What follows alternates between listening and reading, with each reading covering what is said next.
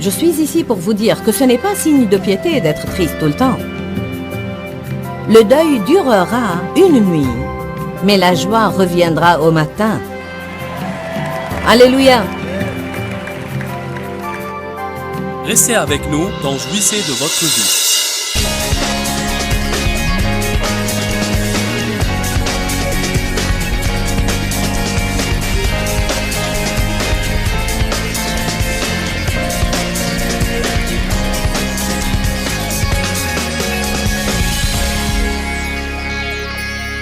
Je veux vous parler sur comment garder votre joie. Dites, je dois garder ma joie.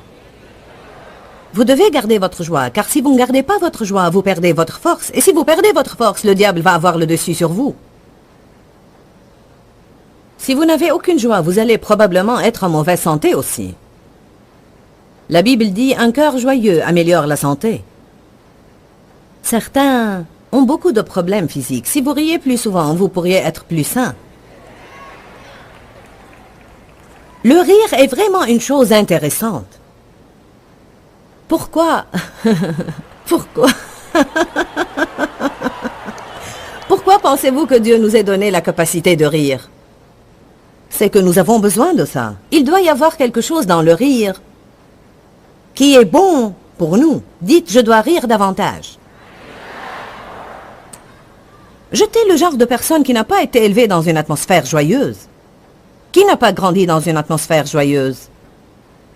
En fait, j'en étais presque venue à croire que si je m'amusais vraiment, ce n'était pas juste, ni acceptable. Alors, je suis devenue une accro du travail, car je me sentais en sécurité quand je travaillais. Il me semblait que si je travaillais et j'accomplissais, alors personne n'était fâché contre moi, mais si je passais du bon temps, on m'avait fait sentir comme si je ne devais pas faire cela. Alors j'ai grandi et je suis devenu un adulte qui n'a pas eu un enfant à l'intérieur de lui. Tout adulte en bonne santé et bien équilibré a également un gosse à l'intérieur de lui. Mon mari, par exemple...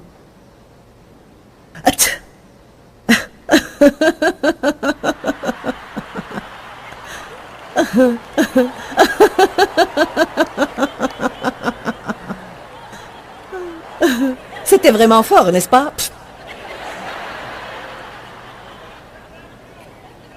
Mon mari, par exemple, a toujours su comment s'amuser tout en étant responsable. Je savais seulement comment être responsable.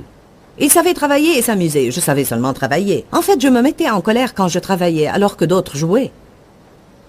Je leur faisais subir ce que j'ai subi. J'essayais de les culpabiliser. S'ils s'amusaient. Alors j'étais dans le ministère à travailler jusqu'à l'abrutissement. Et j'ai finalement commencé à réaliser que je faisais toutes ces choses et je n'en jouissais pas. Est-ce que vous savez que vous pouvez même voir vos rêves se réaliser sans vraiment jouir de ce que vous faites? Est-ce que vous savez que vous pouvez avoir de l'argent et ne pas en jouir? Vous pouvez avoir un mari et ne pas en jouir.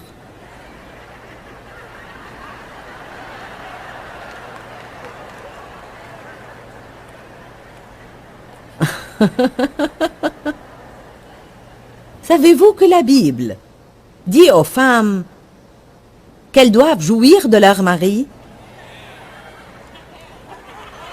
Hein? Quoi? Ah, amen. Oui, eh bien, elle dit aussi beaucoup de choses à vous, les hommes.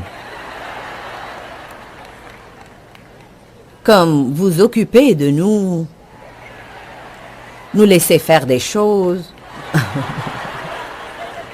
comme nous acheter des cadeaux.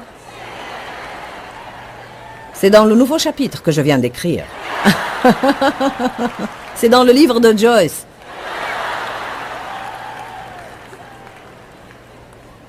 Je rigole, bien sûr. Bien que nous ayons eu un gars qui sortait avec une fille qui lisait assidûment mes livres, ainsi elle lui a dit... Elle l'avait emmené à l'église plusieurs fois et elle lui avait dit qu'il devait lire le livre de Joyce. Le pauvre gars a cherché toute la nuit le livre de Joyce dans la Bible.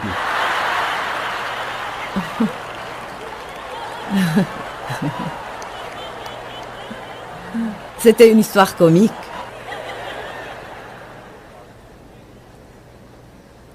Quoi qu'il en soit, j'écoutais des sermons au sujet de la joie et de la jouissance, etc., etc. Mais il semblait comme s'il y avait trop de pression dans la vie. Il y avait trop de choses que je confrontais. J'avais beaucoup de responsabilités. Je m'occupais de beaucoup de situations sérieuses tout le temps. J'ai commencé à remarquer Jean 10:10 et à le prendre pour ce qu'il dit vraiment. Le voleur ne vient que pour tuer, voler et détruire. Mais Jésus dit, je suis venu pour que les hommes aient la vie et qu'ils l'aient en surabondance, entièrement, jusqu'à ce qu'elle déborde. J'aime Dieu, et si je sais que n'importe quoi est sa volonté, alors je désire l'avoir. Je suis ici pour vous dire que ce n'est pas signe de piété d'être triste tout le temps. Le deuil durera une nuit, mais la joie reviendra au matin. Alléluia! Évidemment, il y a un temps pour les larmes, un temps pour l'affliction, mais il y a une différence entre la douleur causée par une perte et permettre à un esprit d'affliction de vous envahir et vous restez affligé pour le restant de votre vie. Samuel a été vraiment déçu par Saul parce que Samuel était celui que Dieu avait utilisé pour oindre Saul comme roi. Et quand Saul est devenu aigri à cause de la rébellion, Samuel est passé par un moment de deuil. Dieu lui a finalement dit, « Jusqu'à quand resteras-tu à pleurer, Saul? Je me suis choisi un nouveau roi. » Quand une chose ne réussit pas, Dieu est prêt à aller de l'avant. Ne continuez pas à pleurer la dernière chose qui ne réussit pas. Vous devez vous secouer et aller de l'avant. Amen.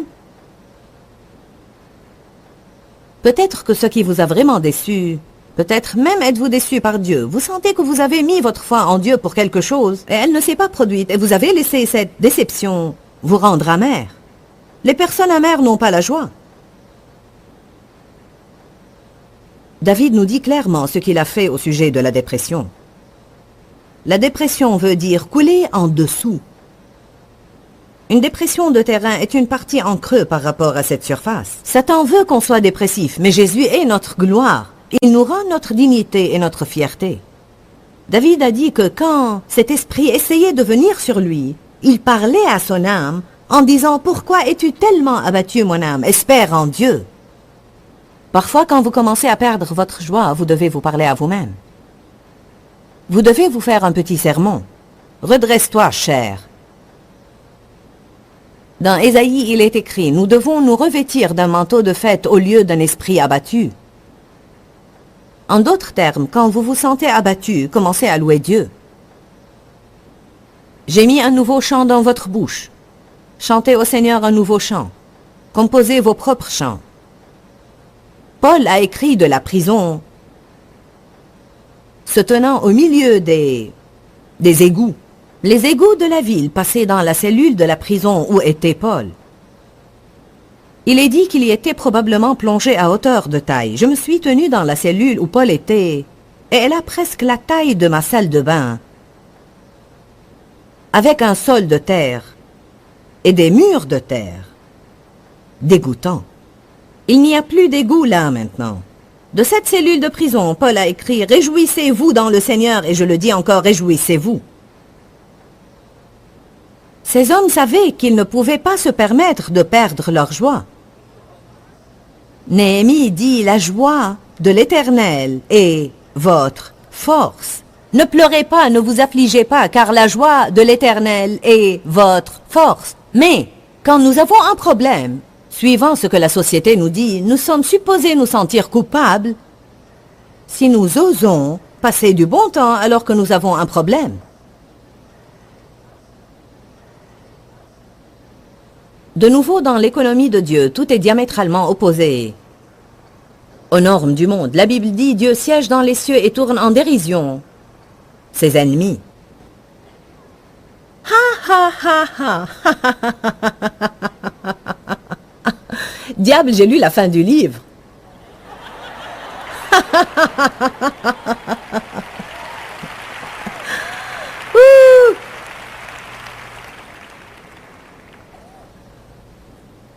Je suis venu afin que vous ayez la vie.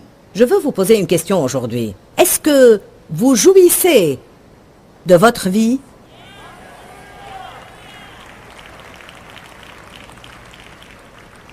Certains secouent leur tête. Combien d'entre vous peuvent dire « Eh bien non, je ne jouis pas vraiment de ma vie ». Alors vous devriez vous préparer pour un changement. Qui aimerait jouir de sa vie plus? Peut-être vous en jouissez, mais vous aimeriez en jouir plus. J'aimerais avoir encore plus de joie. Je crois qu'une partie de la restauration, quand vous êtes esquinté ou fatigué ou lassé, ou avez travaillé trop dur, est le rire. Je vous dis qu'après nos conférences, nous sommes fatigués. En fait, moi j'ai prêché 13 fois les derniers 10 jours.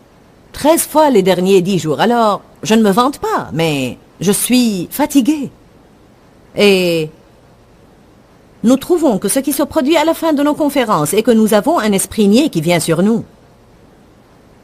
Je veux dire, nous rions au sujet de n'importe quoi, de tout et de rien. Je résistais à cela. Je suis trop fatigué pour ces stupidités. Maintenant, j'ai réalisé que ça fait partie de ma restauration. Plus je ris et mieux je me sens. Loué soit Dieu. Ainsi, c'est la volonté de Dieu que vous jouissiez de votre vie. Vous n'allez jamais jouir de votre vie à moins de croire que c'est la volonté de Dieu. Dites tous, c'est la volonté de Dieu que je sois heureux tout le temps, même lorsque j'ai des problèmes.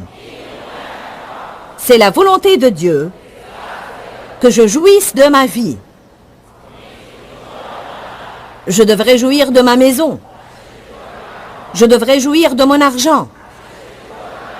Je devrais jouir de ma famille. Je devrais jouir de moi-même. Et je devrais jouir de mon travail. Offrez tous au Seigneur un sacrifice de louange.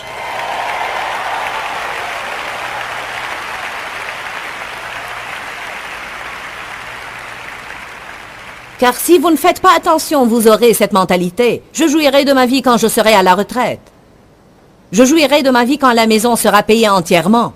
Je jouirai de ma vie quand les enfants iront à l'école. Je jouirai de ma vie quand les enfants finiront l'école. Je jouirai de ma vie quand les vacances seront terminées. Je jouirai de ma vie quand je n'aurai plus à travailler. Je jouirai de ma vie quand. Bon, quand allez-vous jouir de votre vie? Que tout le monde dise aujourd'hui.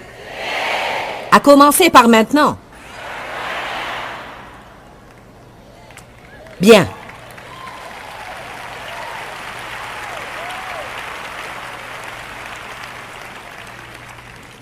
Allez à Ecclésiaste 5. Personnellement, j'espère que je rirai tellement cet après-midi que je me roulerai par terre.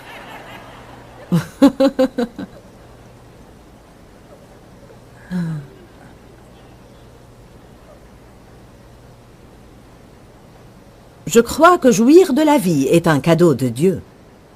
Je le crois vraiment, je crois que c'est un don de Dieu que Satan essaye toujours de nous voler. Qui aime voir ses enfants heureux? En fait, j'aime voir mes enfants s'amuser. Ecclésiaste 5, 18. Voilà la conclusion que je tire. Le mieux pour l'être humain est de manger, de boire et de profiter des résultats de son travail pendant la durée de vie que Dieu lui donne. C'est la part qui lui revient.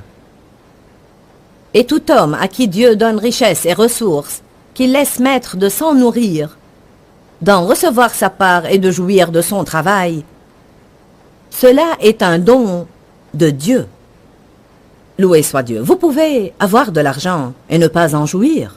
Ainsi, si vous pouvez avoir ce que vous avez et en jouir, c'est un cadeau de Dieu. Vous pouvez avoir un travail et y aller chaque jour en murmurant et revenir à la maison en murmurant et vous dites « Je déteste ce travail et mon patron. Je déteste ces personnes avec qui je travaille. » Bien, c'est le travail que vous avez en ce moment, alors il serait mieux pour vous de l'apprécier. Bien, je déteste ma vie. N'est-ce pas une chose stupide à faire? Je déteste ma personne. Devinez quoi, vous n'allez jamais pouvoir fuir de vous-même. Vous dormez avec vous-même, vous prenez une douche avec vous-même, vous allez au travail avec vous-même, vous mangez avec vous-même. Ainsi, si vous vous détestez, vous êtes sûr d'être malheureux. Ne sommes-nous pas idiots? Dites « j'aime ma personne » d'une manière équilibrée. J'aime ma vie. J'aime mon travail. Certains ont dit « J'aime mon travail ». Bien. Vaudrait mieux commencer à l'aimer par la foi, parce que laissez-moi vous dire quelque chose. Je crois fermement, je crois à 100% que jusqu'à ce que vous deveniez heureux là où vous êtes, vous n'allez jamais arriver là où vous voulez être.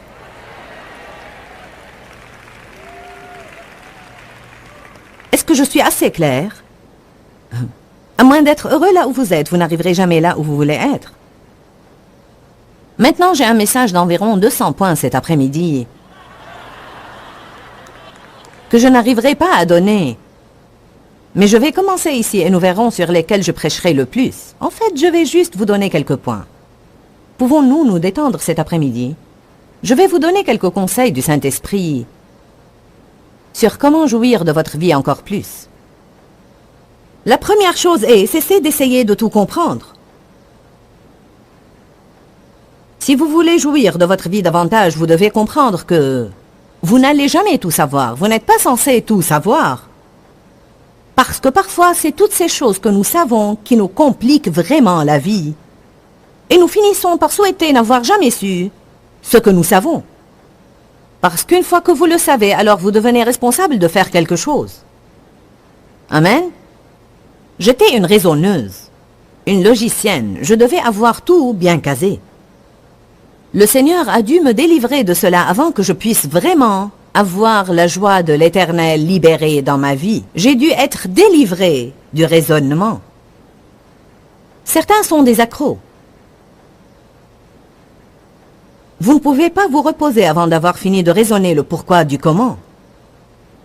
Je crois que Dieu interviendra, mais j'essaye de comprendre où, quand, comment, qui. C'est la vérité? Vous n'allez jamais comprendre Dieu. La Bible dit dans 1 Corinthiens 13, nous connaissons d'une manière partielle. Mais seulement quand nous serons avec lui au ciel, nous connaîtrons comme Dieu connaît. Ses pensées sont au-dessus des nôtres. Nous ne sommes pas censés tout savoir. Dites tous, ça va si je ne sais pas tout? Quiconque va avoir confiance en Dieu et va marcher dans la foi va avoir quelques questions sans réponse dans sa vie. La foi n'est pas existante si tu as tout bien compris, si tu as toutes les réponses. Nous disons que nous croyons que Dieu va intervenir, mais nous voulons un plan B juste au cas où il n'intervient pas. Savoir trop peut ajouter un fardeau à votre vie. La deuxième chose à faire si nous voulons avoir plus de joie est de nous occuper de nos propres affaires et de garder notre avis pour nous-mêmes. Ça ne vous dérange pas que je sois aussi direct, non? Proverbe 18. J'ai fait cette liste hier en une demi-heure. Parce que je sais, j'ai dû être délivré de toutes ces choses. Maintenant, j'ai la joie de l'Esprit Saint. Ha ha ha ha ha ha ha ha.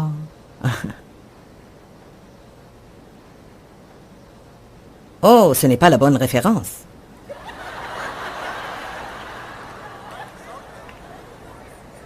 Ah bien, voilà ce qu'elle dit. Cela suffira?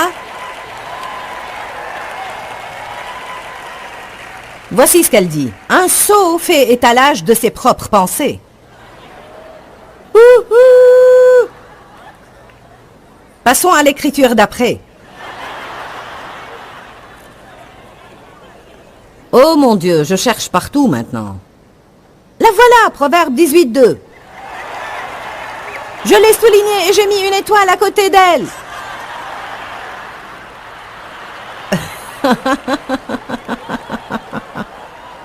Ce message aujourd'hui va être une leçon par l'exemple, je le sens.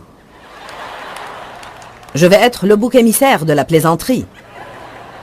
Proverbe 18, verset 2. Ce qui intéresse le sot n'est pas de comprendre, mais de faire étalage de ses propres pensées. Ouh. Déjà que nous ne faisons pas des merveilles en nous occupant de nos propres affaires, alors je ne sais pas pourquoi nous voulons nous mêler des affaires des autres.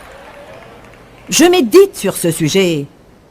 les derniers mois parce que je vois tellement ce qui se passe dans les relations en raison du jugement et en raison des personnes qui ne s'occupent pas de leurs propres affaires. Je vois des gens qui sont blessés dans leurs émotions car quelqu'un a donné une opinion quand ce n'était pas la bonne saison pour donner une opinion.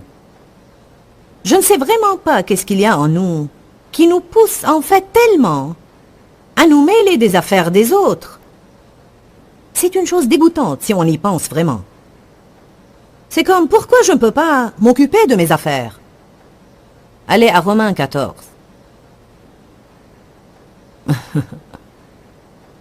Certains fourrent le nez partout. Qui fourre le nez partout? Qui fait étalage de ses opinions?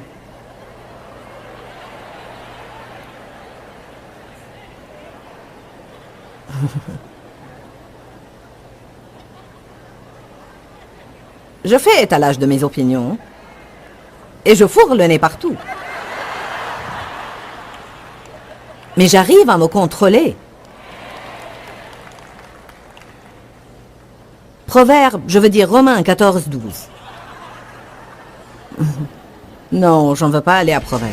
Et ainsi, chacun de nous devra rendre compte à Dieu pour soi-même. Nous avons parlé de comment garder votre joie et combien important c'est dans la volonté globale de Dieu pour votre vie. Il veut que vous ayez la vie et que vous en jouissiez. J'ai mentionné 10 points et je veux juste les répéter. Parce que certains d'entre vous devraient dire pour certains de ces points, c'est pour moi. Ne ratez pas ceci. Cessez d'essayer de tout comprendre. Occupez-vous de vos propres affaires et gardez votre avis pour vous-même. Apprenez à choisir vos batailles. Vivez au jour le jour. Priez au sujet des choses tôt, plutôt qu'après que vous sentez que vous avez fait tout ce qui est en votre pouvoir et en dernier recours, priez. Soyez positif. Trouvez un point positif et concentrez-vous dessus. Vivez devant Dieu avec une conscience propre.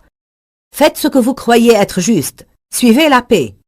Parlez positivement au sujet de Dieu, des personnes et de vous-même. Et ne pas essayer de nous rendre heureux, mais plantez des graines dans la vie d'autres personnes pour les rendre heureux, et Dieu apportera une moisson dans votre propre vie. Dis-leur que je les aime. Dans ce livret, Joyce Meyer donne une révélation de l'amour de Dieu pour nous.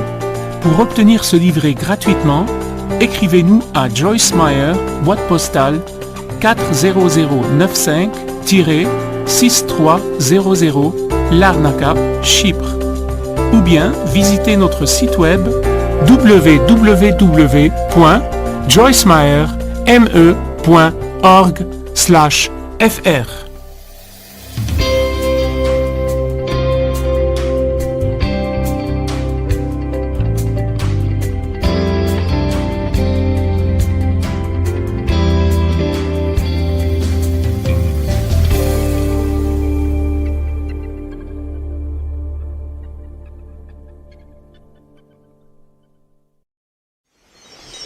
Deviens positif, commence à être en accord avec Dieu. Secoue toutes ces ordures que sont l'offense, l'amertume et le ressentiment. Tous ces « tu as blessé mes sentiments ». Restez avec nous dans Jouissez de votre vie.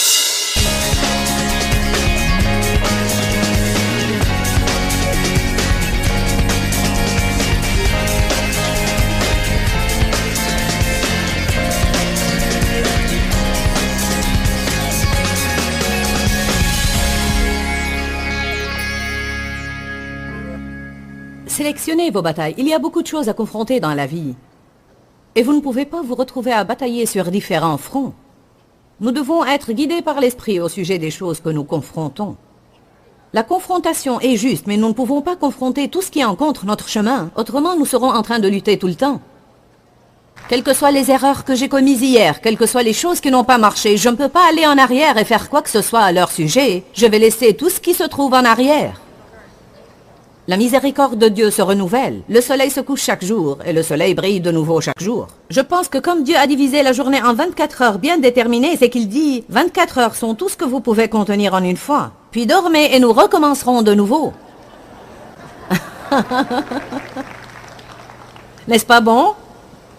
Que faites-vous? Je vais aller dormir un peu. C'est la vérité. Vous savez, en fin de journée, vous pouvez vous sentir fatigué et vous dites « je n'en peux vraiment plus ». Mais après une bonne nuit de sommeil, vous vous sentez totalement différent. Parfois, quand je suis vraiment fatigué, je veux quitter le ministère.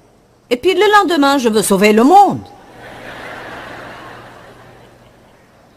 Alors, je suis personnellement très heureuse que Dieu me donne une coupure de 8 heures chaque nuit parce que cela me ravive. Si Dieu a pris la peine de diviser nos journées en 24 périodes d'1 heure chacune, c'est qu'il ne veut pas que j'essaye d'amener mon hier dans mon aujourd'hui et il ne veut pas que je prenne mon aujourd'hui pour l'emmener dans mon demain. Savez-vous ce qu'est l'inquiétude? L'inquiétude, c'est vivre aujourd'hui en essayant de résoudre les problèmes de demain qui peut-être ne se posent même pas encore. Dieu leur a donné leur manne un jour à la fois. Il leur a dit, si vous en ramassez pour plus d'un jour, il va puer et devenir putréfié. Beaucoup de gens ont des vies putréfiées et puantes car ils essayent toujours de recueillir la manne de demain aujourd'hui.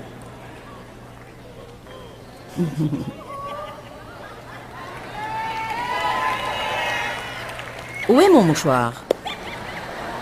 Ah, je ne l'ai pas avec moi, je l'ai laissé quelque part. Sors ton mouchoir s'il te plaît, Charlotte. Avez-vous assisté à une réunion de mouchoirs?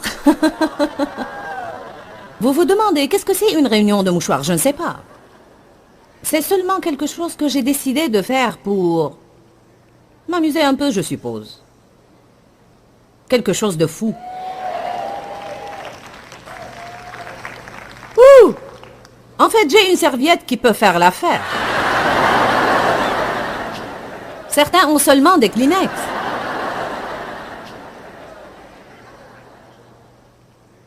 Qui ici a des difficultés à vivre au jour le jour? Je pense que nous avons tous à lutter avec ça à un certain degré et nous devons le faire. Nous devons apprendre à vivre au jour le jour, car si nous ne nous investissons pas dans le jour que nous vivons, nous n'allons pas l'apprécier. Quoi que soit ce qui va arriver demain, pourquoi renoncer à aujourd'hui pour demain? Parce que ce qui va arriver, je ne peux probablement pas l'arrêter. Amen. Une des filles qui travaille chez moi et qui m'aide dans beaucoup de choses à la maison a dû subir une petite intervention chirurgicale cette semaine. Elle a eu un accident grave il y a une année et était à l'hôpital pour quelque temps. Alors, elle a une peur bleue de tout ce qu'il y a à voir avec les hôpitaux. Bien, et si. Je lui ai parlé 3 fois la semaine dernière et je lui ai dit, nous avons prié au sujet de ce qui va se passer et c'est entre les mains de Dieu maintenant. Alors, quoi que soit ce qui va arriver, tu n'y peux rien de toute façon. Tu as à croire que Dieu va s'occuper de tout et tout va aller pour le mieux. Alors, vaut mieux ne pas te faire du mauvais sang toute la semaine en te préparant pour quelque chose alors que tu ne sais même pas si ça aura lieu. Amen. Nous devons rassembler nos pensées d'hier et les amener toutes à aujourd'hui. Nous devons rassembler nos pensées de demain et les amener toutes à aujourd'hui. Nous devons dire, je vais me donner à aujourd'hui. Vous savez bien que dans Ecclésiaste, la Bible dit de se donner à ce qu'on fait.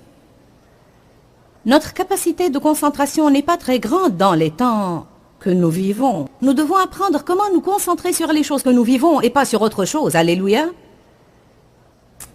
Autre chose qui vous aidera à apprécier votre vie davantage, c'est de prier au sujet des choses assez tôt et pas après avoir essayé tout ce qui est en votre pouvoir de faire. Je viens de terminer une série d'enseignements sur la prière intitulée « Interrompre les plans de Satan ». Et une des choses qui, je crois, est vraiment un énoncé ridicule, c'est « Bien, j'ai fait tout ce qui est en mon pouvoir et je pense que la seule chose que je peux faire maintenant, c'est prier. » Est-ce que ce n'est pas triste? Parce que si nous croyons vraiment dans la puissance de la prière, la première chose que nous ferions, c'est prier. La première chose que nous devrions faire, quand n'importe quel signe, de n'importe quel genre d'ennui apparaît, c'est prier. Si nous nous réveillons le matin et nous nous sentons de mauvais poils, la première chose que nous devrions faire, c'est prier. Si nous nous réveillons et nous commençons à sentir n'importe quel genre de symptômes qui attaquent notre corps, nous devons prier. Allez à Jacques 5.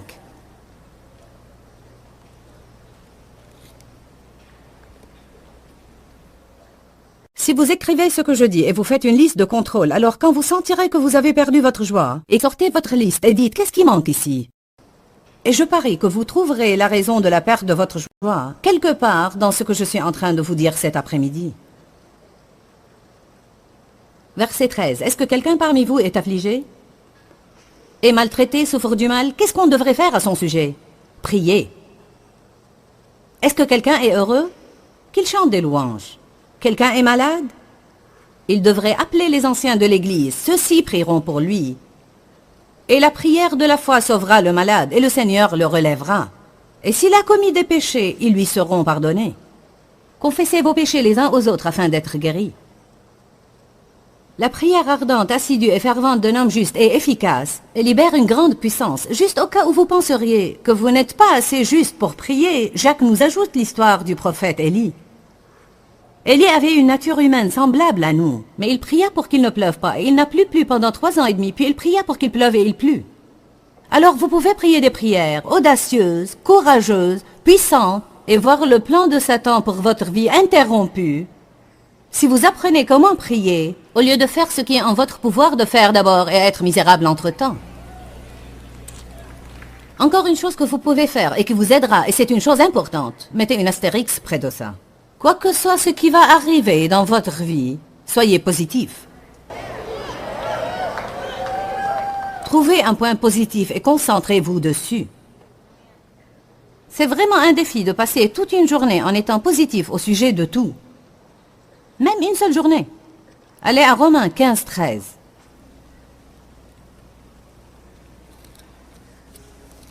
Une nuit, je faisais les 100 pas dans ma cuisine et j'avais perdu ma joie et je ne savais pas ce qui n'allait pas. Oh, j'ai perdu ma joie, Seigneur, je ne sais pas pourquoi j'ai perdu ma joie.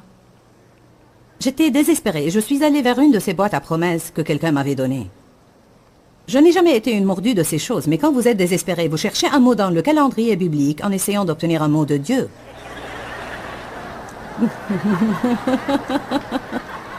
C'est la vérité. Quelqu'un d'entre vous est passé par là? Vous sortez cette boîte à promesses et tout ce qui ressemble. J'ai dit, Seigneur, j'ai besoin d'un mot. Et j'ai ouvert ma boîte à promesses, j'en ai tiré un verset. Et Dieu m'a parlé à travers cette boîte à promesses cette nuit-là. Ça ne marche pas toujours, mais... Si vous placez votre foi dans cette boîte, ça ne marchera pas, mais cette nuit-là, j'étais désespérée. Et il est écrit dans Romains 15:13 que le Dieu de l'espérance vous donne en plénitude dans votre acte de foi la joie et la paix. Alors j'ai réalisé quel était mon problème. J'avais perdu ma joie parce que je n'avais plus la foi. J'étais négative dans ma façon de voir. Je ne regardais pas à ce que Dieu pouvait faire. Je regardais seulement la manière dont les choses étaient. M'avez-vous entendu? Une attitude positive n'est pas seulement regarder aux choses telles qu'elles sont maintenant, mais c'est regarder à comment les choses peuvent être quand Dieu interviendra. Loué soit Dieu. Allez à Genèse 13. Certains ont besoin de regarder plus loin que leur présent. Vous devez regarder. Bon, vous dites, je suis présentement au même endroit où j'ai été toute ma vie. Cela peut changer, ça peut changer. Si votre attitude change, alors votre vie peut changer. Avec une attitude négative, vous allez avoir une vie négative. Si vous pouvez avoir une attitude positive, alors vous pourrez prendre des citrons, les transformer en limonade et les vendre et faire de l'argent. Allez maintenant. J'avais une attitude si négative toute ma vie, j'avais cette mentalité aigre. Mais si vous ne vous attendez pas à ce que quelque chose de bon se passe, vous ne serez pas déçus si rien ne se passe. Puis j'ai épousé le joyeux Dave. Chaque matin, Dave se levait. Il mettait de la musique et je disais, veux-tu arrêter cela, je dois réfléchir. Ce que je faisais, c'était essayer de comprendre tous mes problèmes. Je vous assure que si je pensais 2 pensées positives l'une après l'autre, mon cerveau avait une crampe.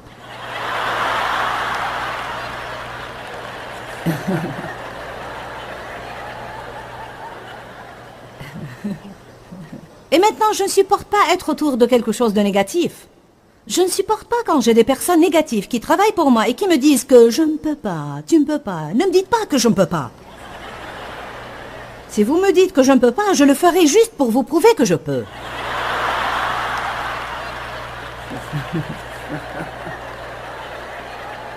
Dans Genèse 13, nous voyons qu'Abraham et Lot en étaient arrivés au point où Dieu les avait bénis tous les deux tellement, et ils avaient eu tant de bétail, qu'il n'y avait pas assez d'air pour que tout leur bétail se nourrisse correctement. Ainsi, il y eut une dispute entre les bergers d'Abraham et ceux de Lot. Maintenant, Abraham était un homme vraiment sage.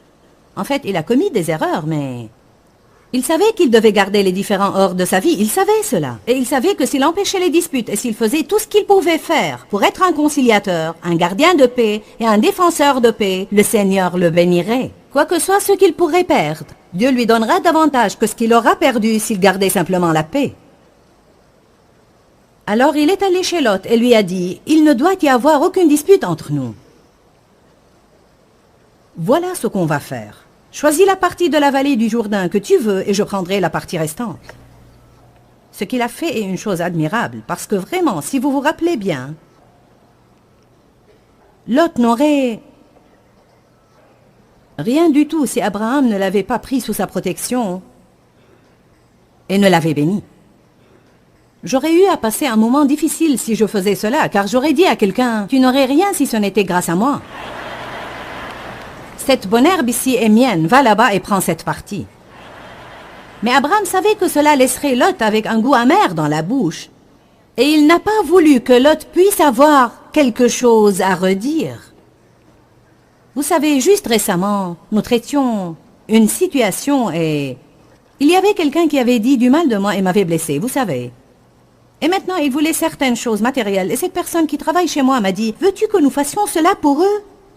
Et j'ai dit oui, parce que je ne veux pas qu'ils aient quelque chose à redire. Je ne veux pas qu'ils aient la moindre prise sur moi qu'ils puissent m'accuser avec. Je vais aller le 1000 supplémentaire.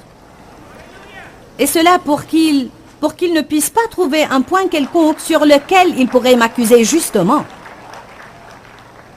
C'est ce qu'Abraham faisait.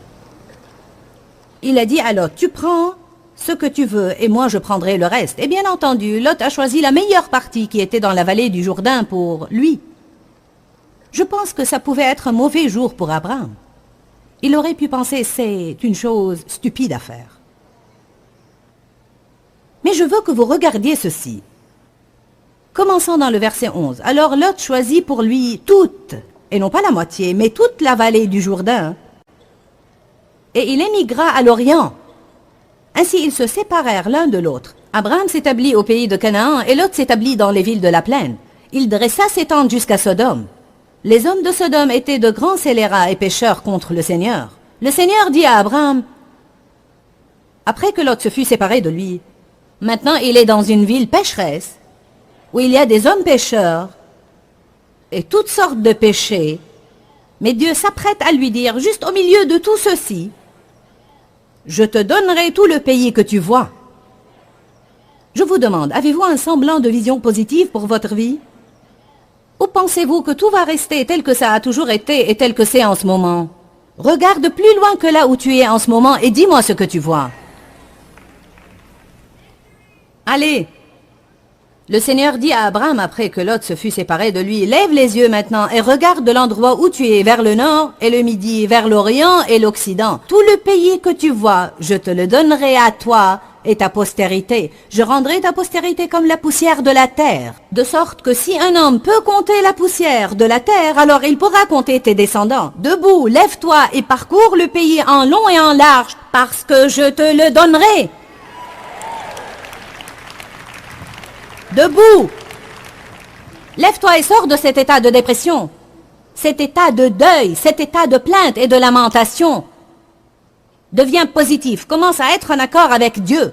Secoue toutes ces ordures que sont l'offense, l'amertume et le ressentiment. Tous ces... Tu as blessé mes sentiments. Fais le 1000 supplémentaires. Aime tes ennemis, prie pour eux et bénis-les.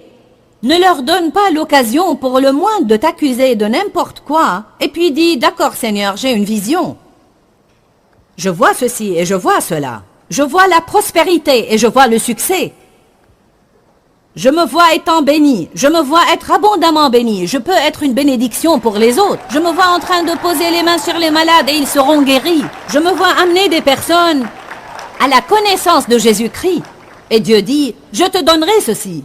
Ne perds pas ceci de vue. Dieu emploie des personnes ordinaires. Des personnes ordinaires. Des vases crevassés.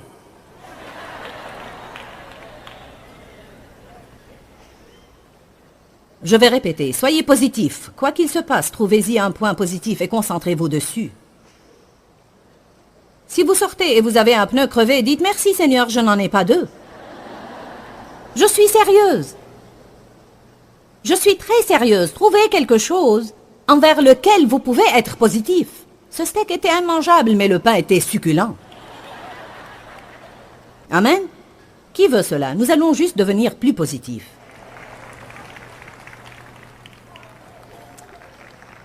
Soyez positifs au sujet des gens. C'est un vrai défi, n'est-ce pas? 1 Corinthiens 13 dit « L'amour croit toujours le meilleur ». Probablement que ce que Satan utilise contre nous, plus que toute autre chose, sont les personnes. Qui dit que les gens sont probablement son plus grand défi? Ils sont partout, n'est-ce pas? Vous ne pouvez pas fuir loin d'eux. Ils sont tous différents de vous. Ils ne feront pas ce que vous voulez. C'est fou! L'amour croit toujours le meilleur. Dans Philippiens 4, il est écrit « Voilà ce qui doit vous préoccuper, tout ce qu'il y a de vrai, de noble, de juste, de pur, d'aimable, d'honorable. Tout ce qu'il peut y avoir de bon dans la vertu humaine, voilà ce qui doit vous préoccuper. Si nous allons penser et parler de bonnes choses, la dépression ne peut pas coller à nous. Quand vous parlez avec vos amis, ne parlez pas de vos problèmes tout le temps, mais de bonnes choses. Une autre chose qui augmentera votre joie, c'est de vivre devant Dieu avec une bonne conscience. Qu'est-ce que cela exige? Faire ce qui est juste. Amen. L'apôtre Paul dit dans Actes 24, verset 16, « Je m'applique à avoir sans cesse une conscience irréprochable devant Dieu et devant les hommes. » En d'autres termes, si vous faites n'importe quoi qui offense Dieu, excusez-vous. Si vous faites n'importe quoi qui offense les gens, excusez-vous. Rien ne me tracasse plus que quand je pense que j'ai offensé quelqu'un et je peux à peine attendre pour aller remettre les choses en ordre. Parce que cela m'attriste et m'attriste et m'attriste et m'attriste et m'attriste et m'attriste. Ça me perturbe ma joie. Dès que je sais que tout est rentré dans l'ordre entre moi et quelqu'un d'autre, ma joie revient et ma paix revient. Ainsi ne soyez pas trop fiers pour aller et dire « Si j'ai blessé tes sentiments, je suis désolé ». Peut-être que ce n'est pas le cas, mais si ça vous tracasse, alors occupez-vous de la situation. Qui est d'accord avec moi? Ça vous embête de penser qu'il pourrait y avoir un problème entre vous et quelqu'un d'autre? Colossiens 3,15 nous dit comment nous pouvons augmenter notre joie. Et c'est en suivant la paix. Laissez la paix être votre arbitre dans la vie. Ne faites pas les choses quand vous n'avez pas la paix, car où vous avez la paix, vous avez la joie. Comment ma bouche affecte-t-elle ma joie? J'ai senti que vous voudriez savoir cela. Allez à 1 Pierre 3.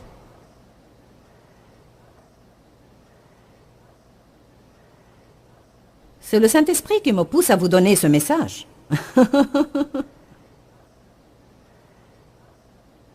1 Pierre 3, 10. Je me rappelle la première fois que j'ai lu cette écriture. Que celui qui veuille apprécier sa vie et vivre de bonnes journées, qu'elles soient évidentes ou pas, qu'il maintienne sa langue exempte du mal et ses lèvres de toute souillure. Ouh, c'est bon. Alors, si je veux apprécier ma vie, j'ai à faire quelque chose au sujet de ma bouche, n'est-ce pas?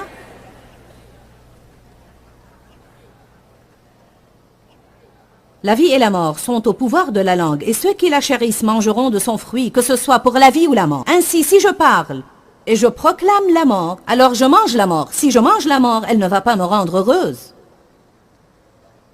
Je dois parler positivement. Je dois dire de bonnes choses au sujet de Dieu et au sujet des personnes. Je n'ai pas besoin de dire tout des choses négatives au sujet de moi-même. Combien d'entre vous disent des choses négatives et dégradantes au sujet d'eux-mêmes? Il n'y a rien de plus mauvais que vous puissiez faire que dire des mauvaises choses au sujet de votre propre personne. Je suis stupide, je suis ceci, je suis cela, je suis idiot. Dites, je suis la justice de Dieu en Christ. J'ai l'esprit de Christ. Je change chaque jour. Je suis oint par le Saint-Esprit. J'ai la paix et la joie. J'ai un futur. J'ai un espoir. J'ai un rêve. J'ai une vision. Dieu m'aime beaucoup. Je suis une personne avec qui les gens aiment être en rapport.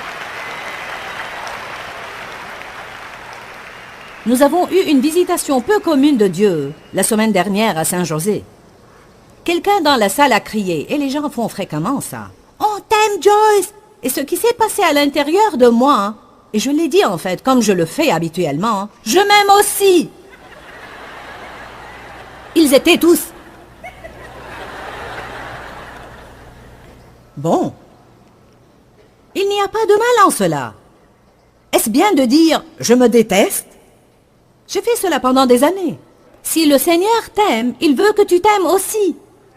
J'ai dit à un groupe de ces personnes, vous avez besoin d'une percée dans votre vie. Et une des meilleures choses que vous pourriez faire est de vous lever de sur vos sièges et de commencer à hurler « j'aime ma personne, j'aime ma personne, j'aime ma personne ». Ils ont commencé à sautiller partout dans la salle « j'aime ma personne, j'aime ma personne ». Vous qui nous regardez à la télé, vous devriez vous lever là où vous êtes dans votre maison et hurler aussi fort que vous pouvez « j'aime ma personne ». Oui!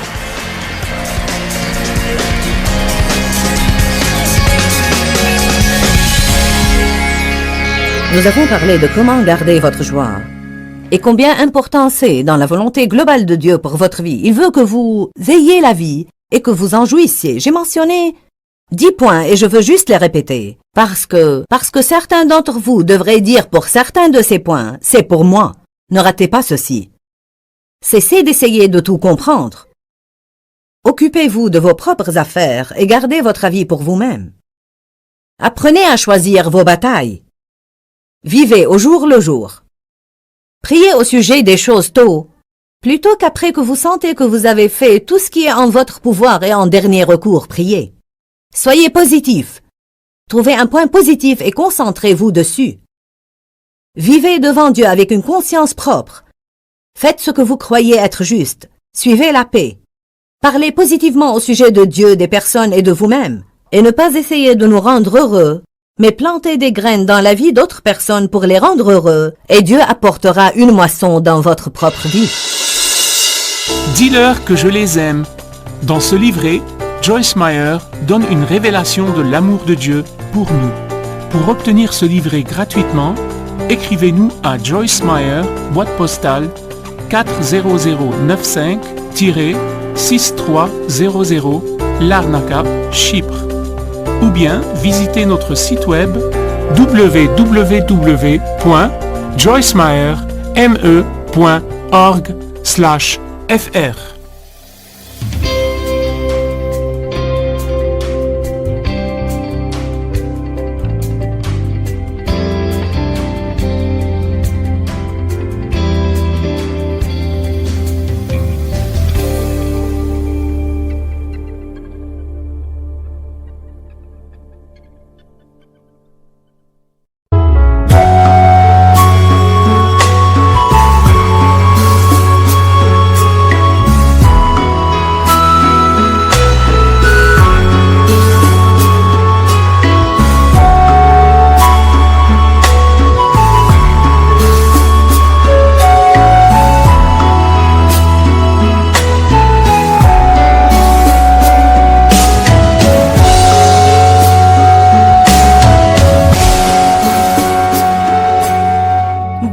khắp phương trời vẫn nhớ tới quê hương.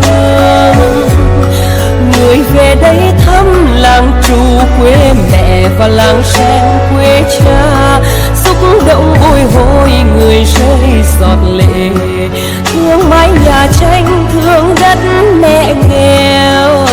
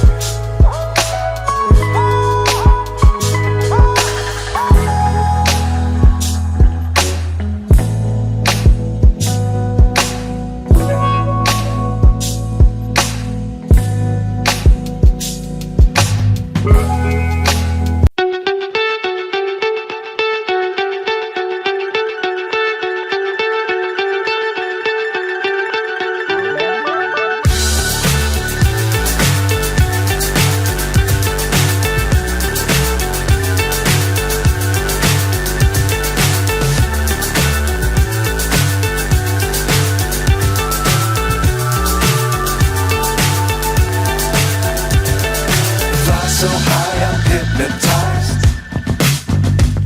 What's up is down, what's left is right. Chasing stars and holding you. I can't see the end, but we'll see it through.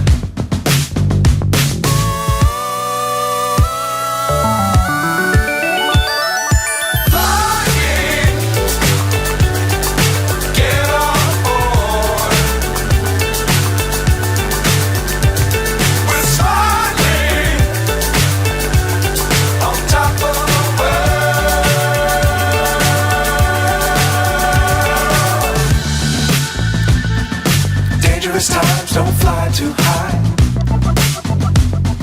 Be sure to keep the ground in sight. Fly forever if you keep it tight. Love the world but keep the sky on your mind.